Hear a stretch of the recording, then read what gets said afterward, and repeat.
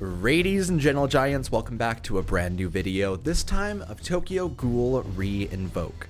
So I want to talk about the game a little bit. I wanted to hop into Conflict today and kind of talk about that mostly. I've been playing a lot more of it. I've been playing a lot more and experimenting with teams and stuff, and I kind of have a better understanding of how Conflict works now.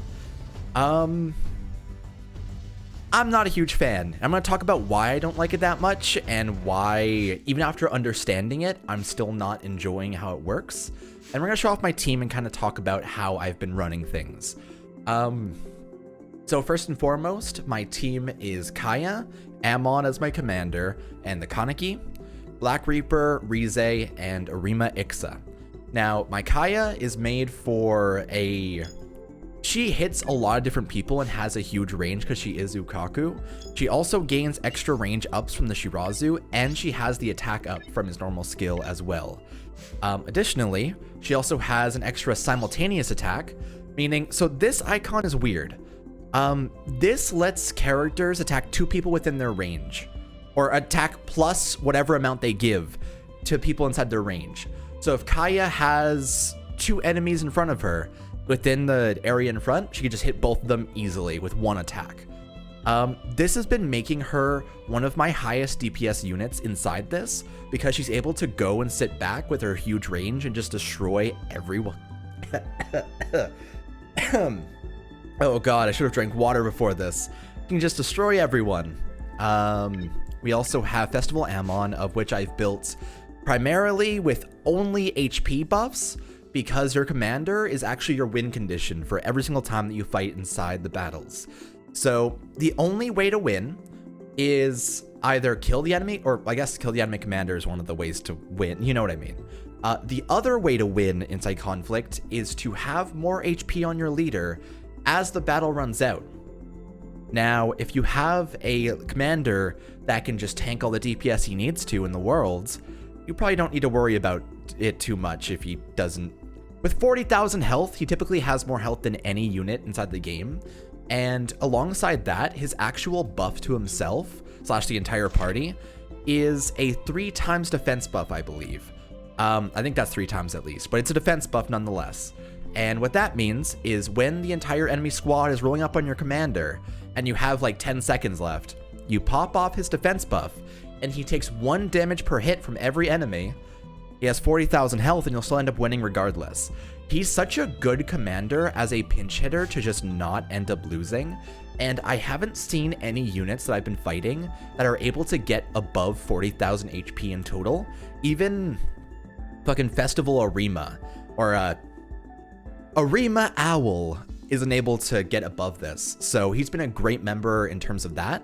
He has double HP links here with Misa, with 2 there. And he also has the Scarecrow, which also has this plus 3,000 and plus 3,000. If I were to try and top up right now, I could grab the Arima off of this. And this Arima is actually really good for Amon as well. If you haven't ended up picking up any other units, his conflict skills are 2 Kohaku links to 3,000 HP. And he has pretty high attack in general. So I would say that's a pretty good pick for him as well. It kind of replaces the Misa or Scarecrow. But he's been doing amazing work. I also have my Kaneki, of which has links explicitly for trying to get the max amount of DPS possible. He has plus 300 Rinkaku, plus 300 Rinkaku attack. And he has a second link, of which... Shit, fuck! I keep on double clicking this. I hate it. He also has plus 600 attack here. So he ends up at 3,400 attack in total.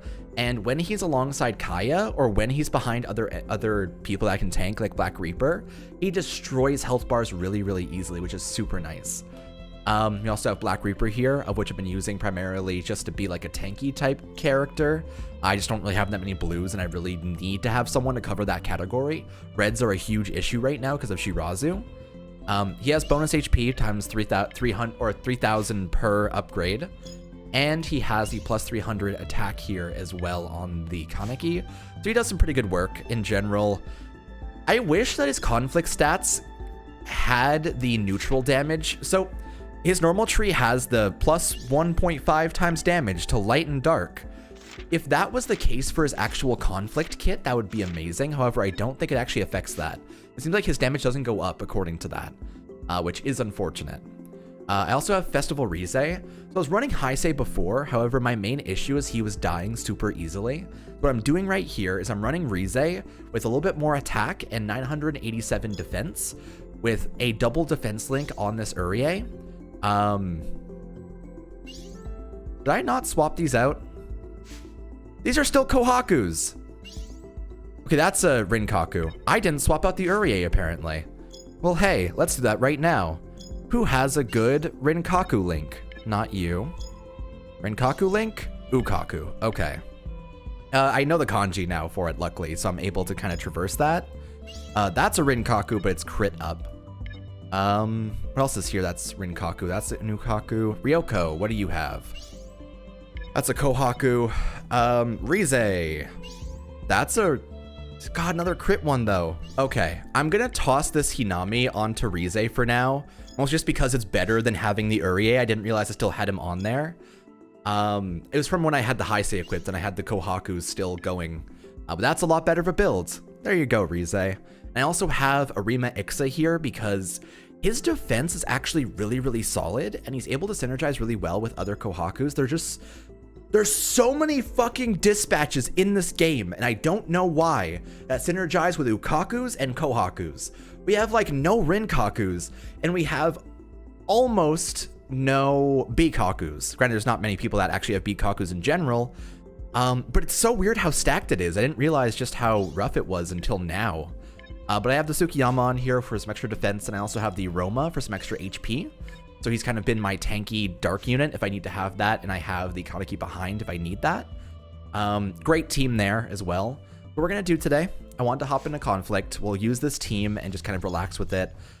And I wanted to talk about my feelings about this. I've played a lot more of it. I'm up to 35 wins in total right now. It might be just plays in general. I think it's wins, though. And I want to use the rest of these before the end of the war regardless. So, people in the last episode of Reinvoke, at least, were very split as to their feelings about this game mode. Some people liked it because they said they understood it and it was good. Some people didn't like it because they found it was really boring. I'm on the side where I think that it's very boring because in general, your strategy is going to be only within your first couple seconds playing this. Your strategy is dragging the characters between the different slots inside the party on the bottom and finding out which one you want to combat primarily. So, for example, they have Urie, Rize, and Tsukiyama on the right side. So I want to have Arima Ixa and the Kaneki there. I'm also going to toss Rize on the far left side, and Black Reaper's going to be in the middle. Now, our team is good, set, good to go. I'm going to do my defensive formation because that sounds better. Having Amon as far as possible away from the enemies is best. And now I'm just done. And now I just have to watch this RNG fest and find out if I end up winning or losing. I'm really not a fan of it. And like, your only interaction during the actual battles is swiping Amon up once every blue moon. And you take less damage, obviously. You're doing a great job. And your team gets you some free Haka. But it's not a game. It's JPEGs running at other JPEGs and being like, I'll defeat you. I'm going to pop my defense buff here. We only have 24 more seconds, but I don't think we're going to be able to do too well here. Unfortunately, this is actually my first loss with this team ever. Huh. I think my main issue is I let my dark types actually go toward the lights. So that was the difficulty there. Interesting. But yeah, it's a game mode, obviously. You go into it, you watch these JPEGs fight the other JPEGs, and you do it. But it's in a game like this, where what it currently is it's a pure grind. It is non-stop repeating the same fucking quests and levels over and over to get an occupation war done and get materials to upgrade the characters you pulled from a gacha. That's it. That's the whole gameplay flow of this game so far. I really enjoy when content is harder and meaningful and makes you play it when you grind it. S rank quests were such a good example of that. Also, enemy team, I can't do a great job against a lot of these people. I'm gonna put Black Reaper on the far left side. Kaya can stay behind there, and that's fine. I think I actually want to put Black Reaper forward, and we'll see how that goes. But I really enjoy meaningful content that actually makes you feel like you're doing something worthwhile. When I grind out the same book quest for an hour and a half during a war, that's not worthwhile. It's just, I need to get more Haka, so I'll keep on doing this. What I really loved was the S rank quest because it was something you had to mindfully play yourself and actually have to go through. This, I assumed it to be, because there was movement speed, because there was just a bunch of different stats and cool things, my assumption was this is going to be something meaningful. And this was going to be a new game mode where you use the 3D models and actually have to traverse different levels and stuff. It turned out to be your character's icons fighting the enemy character icons and doing no animations just for the sake of it. And it's so unsatisfying. And I mean, this is going to be super easy during the war, during any war you want to play, to just sit down, watch the levels, watch the grind go down, and just keep on progressing. The issue with that is it isn't good. I was looking for anything that I would end up enjoying out of it, and this just really was not it, if I were to say to the chief, which is really unfortunate. I was so excited about this, and I think I was hyping it up inside my mind more than it actually should have been. In general, I had big, lofty assumptions for what they were going with, and they just flopped entirely. I think for my team, what I want to do, I'm going to do this. The Arima is going to be the one that engages the other Arima. Rize is going to do some attacks in the background. This is going to work. I like that. I need to have Black Reaper in the front, but I do like that. The main issue is going to be that Anniversary Arima. His movement speed is fucking crazy. His damage is crazy. And he counters the most relevant characters in all the dark ones inside the game. So he just kind of cruises through every single part of this. You can see he just killed my Ixa already. I don't really have a good way of traversing fighting Anniversary Arimas, unfortunately, aside from just do it, team. You got this. And I mean, if I could control my characters right now, I would be like, hey, Kaneki, go drag up to that Eto and fight the commander. Go after the commander up there. You should go attack, but no, it's just this. We'll do 5 attempts today, and then maybe we'll do some dispatching. I don't really know. But there's a lot of depth here in terms of mechanics and stuff. And if these mechanics were implemented on regular quests or normal grindable quests, it's not a loss. Jeez. Damn, Anniversary Arima. If they were implemented on regular quests, or they were any kind of meaningful, or you could equip like dispatches inside regular raids and stuff, that'd be awesome. That'd be super fun. The fact that you have to put so much strategy into building a team like this and so much thought into what you're doing to watch these characters play a game that you can't play is really what strikes it as horrible to me. Granted, the word horrible is like super heavy, but it's just nothing. There's, I guess I'm just ragging on it way too much. It's just kind of, I don't know. I'm hoping for the best out of Tokyo Ghoul Invoke as well. It's one of those things where like this game I find to be the most fun that I can do. The issue is just it's the exact same thing every single war, every single rotation over and over. And while I do enjoy being able to log in and grind the war every so often, it's grating on me. And it's going to continue grating on me if they don't try and bring something out, or create some kind of meaningful content, or have literally fucking anything. And they released a new quest this time around. We'll actually go ahead and cover it today, which is called Conflict. And what it is you can go into it and you're meant to kill as many mobs as possible. And the amount of mobs you kill inside that quest give you rewards throughout the season and the different parts of the lottery. So like the entire server is working toward getting one big kill goal on that quest to be able to achieve it. If I actually go ahead and go into the news here, I didn't realize this until I went on global recently, but now I kind of understand it a little bit better. So this is the entire server kill count. We've almost killed 3.5 million enemies in general. And you have to kill 1,500 enemies in total to get the maximum rewards on this quest. Now, this would be great. This would be super fun if they had like boss fights during it. If they had different raids be meaningful. But in the end, it's just a beat stick quest where you get to auto it and get as many kills as possible over and over for literally no reason and just run the same quest over and over. Which isn't a huge problem. Obviously, it's the same thing as the war has always been, but that's the issue I'm finding. It's the same thing the war has always been. And there's just no innovation. Also, this is my 50th attempt on this, apparently. Interesting.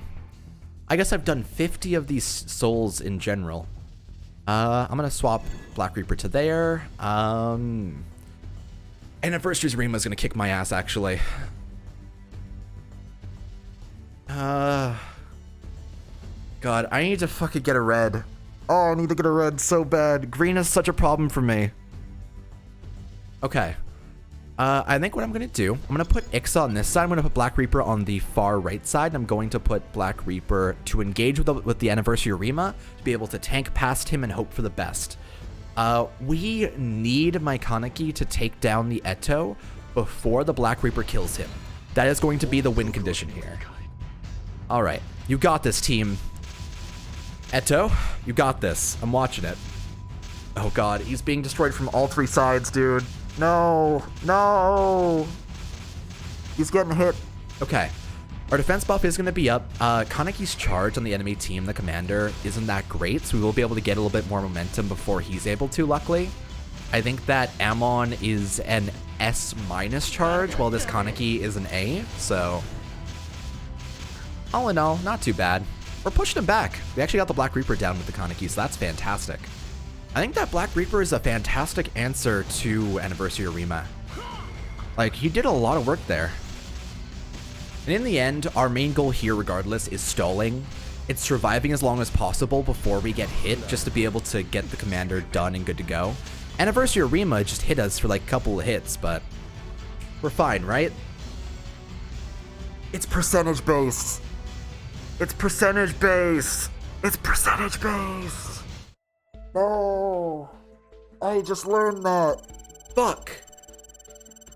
So I guess it's based on the maximum percentage of health that your leader has compared to their original health bar. So Arima did 1 or 2 hits to Amon, got him down to like 30,000 or so. Kaneki had 27,000 still, but because of it, you still end up losing. Interesting. I didn't actually know about that. So building your leader to the maximum amount of HP possible is a good tactic. However, you still need to try and get hits in on the enemy team and to try and get a little bit of DPS done before he gets hit. Otherwise, you're still going to end up losing pretty hard. All in all, though, conflict. I think that it's going to be another part of the war to play. And it's going to be an easy way to get a bunch of territory points when you don't have dispatches back just yet. It's going to be one of those things where I don't know if they're going to have it where it regenerates over time during the actual non-beta wars of this. If it does, it's going to be just kind of, oh, I guess I'll go watch my JPEGs fight for like 5 minutes. But I don't think that it's a good game mode. And I don't think that, despite how much depth goes into it, I don't think that it's something enjoyable for me because there's nothing to it that actually makes me feel satisfied with it as a game mode. It's just a mode. And that's just kind of my opinions on it. What we will do today, however, is we're going to hop into the conflict thing right here.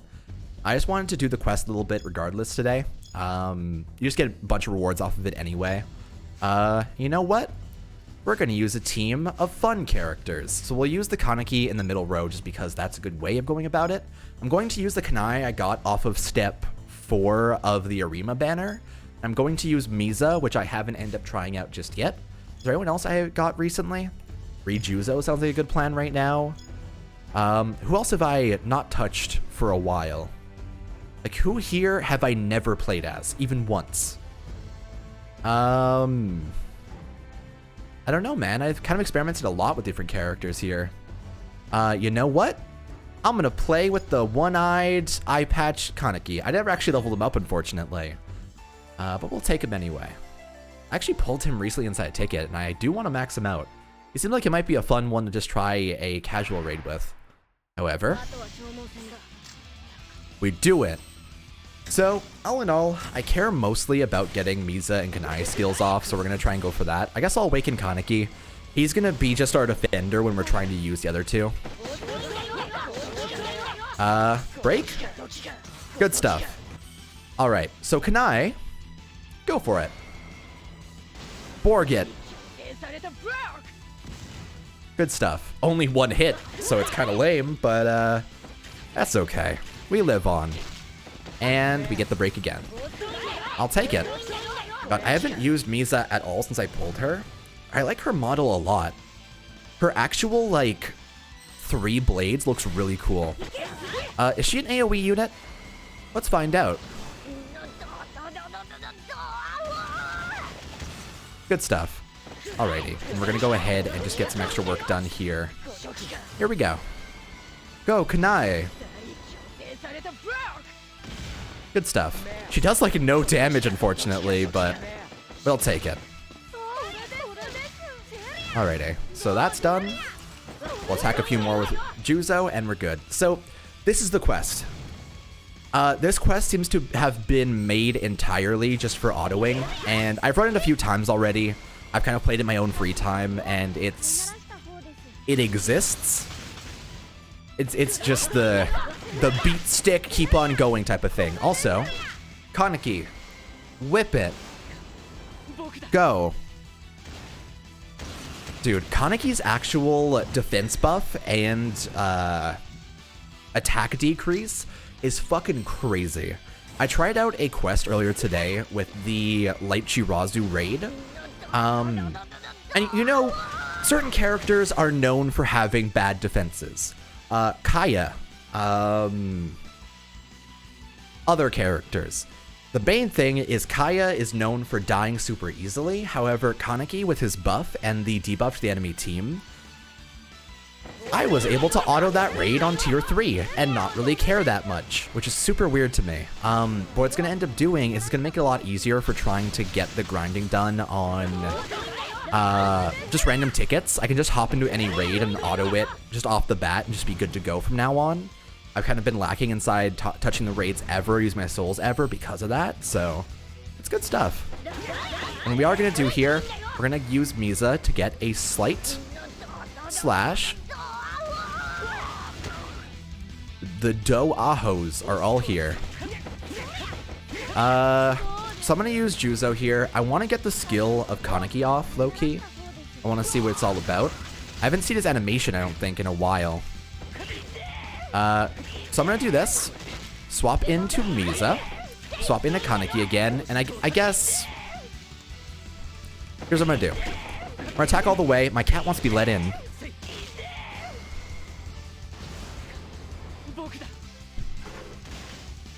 That's me.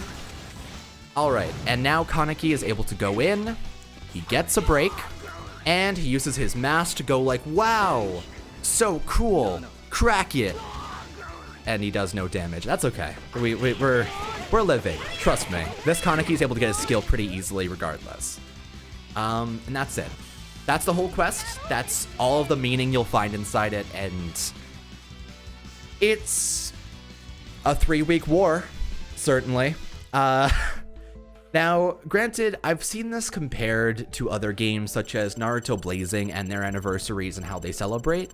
I do think that they did a great job in terms of releasing a bunch of content that was...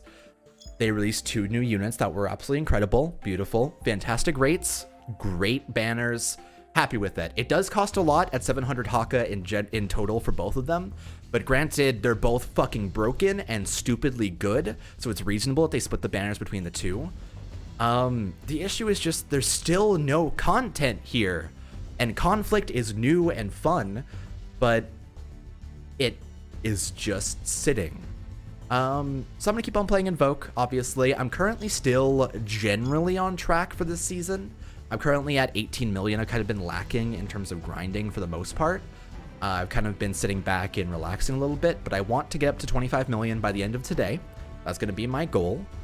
And in general, I'm gonna keep on pushing for this war to get it all done and good to go. However, thank you for watching for right now. I think I'm gonna knock Dispatch for today because I have a lot of other stuff to get done. That's kind of my thoughts and feelings on I guess the Conflict and the anniversary as a whole. I think that there was some good things dropped, but in general, Conflict it's not there.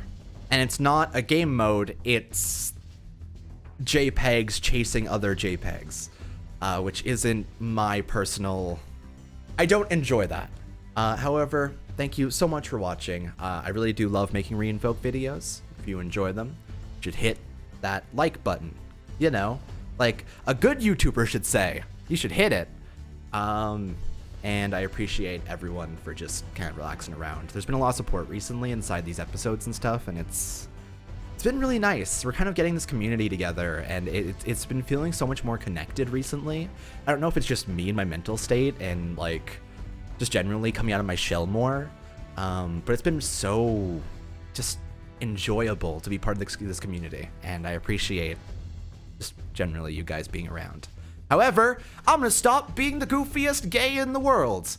Take it easy, and I'll see you guys next time. Bye.